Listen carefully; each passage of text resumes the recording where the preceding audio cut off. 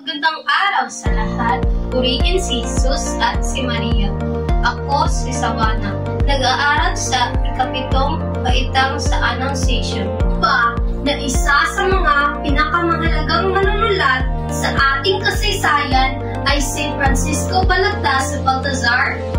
Siya ay isang tanyag na makata at may akda ng kilalang akdang Florante at Laura. Si Francisco Baltazar ay pinanganak sa nayon ng Panginay, Bigaa, Bulacan noong ikadalawa ng Abril ng taong 1788. Ang kanyang mga magulang ay sina Juan Baltazar at Juana de la Cruz. Siya ang pinakabunso sa magkakapatid. Sa gulang na 11 taon, naglingkod siya sa isang mayaman sa Tondo. Sa kasunduang siya'y papag-aaralin sa pamamagitan ng gawaing ito, na itaguyod ang kanyang pag-aaral hanggang sa makapagpatala siya sa Colegio de San Jose. Dito siya nag-aaral ng teolohiya, kanones, filosofiya at iba pang karunungan. Ang unang guro ni Balagtas sa pagsulat ay ang bantog na si Dr. Mariano Pilapil. Siya ang nagbigay inspirasyon kay Balagtas na sumulat ng tula.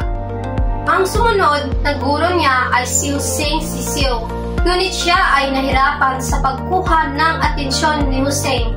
Dahil dito, napilitan siyang gumawa ng sariling tula at siya ay naging tanyag na manunulat. Siya ay manirahan sa Pandakan.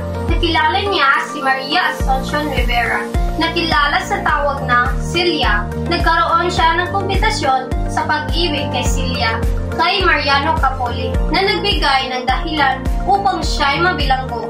Sa loob ng bilangguan, nalaman niyang si Celia ay napakasal kay Mariano, na nagbigay ng inspirasyon sa kanya upang isulat ang Florante at Laura. Ang pinakamahalagang pamana ni Balagtas ay una, Florante at Laura. Ito ay puno ng magagandang aral. Pangalawa, Alamansor at Rosalinda, isang komedya. Pangatlo, Clara Belmore, isang komedya na may 3 bahagi. Ang bawat talata nito ay naglalaman ng mga aral na mahalaga sa buhay.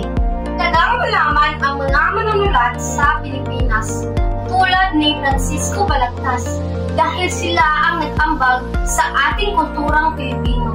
Sila ang nagbigay inspirasyon at nagbigay boses sa mga hinaing ng bayan.